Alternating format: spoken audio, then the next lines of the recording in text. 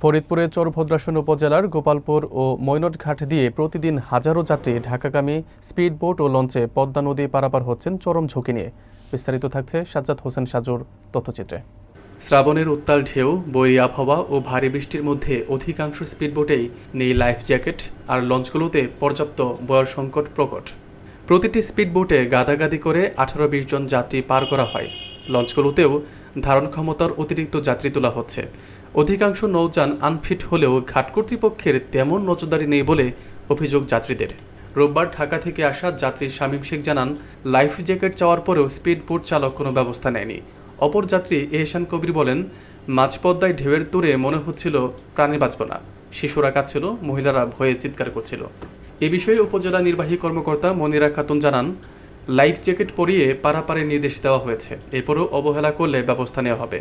এলাকাবাসী ও যাত্রীরা বর্ষা মৌসুমে যাত্রী নিরাপত্তা নিশ্চিত করতে নৌযানে লাইফ জ্যাকেট ও পর্যাপ্ত বয়া সরবরাহ এবং নিয়মিত তদারকির দাবি জানিয়েছেন।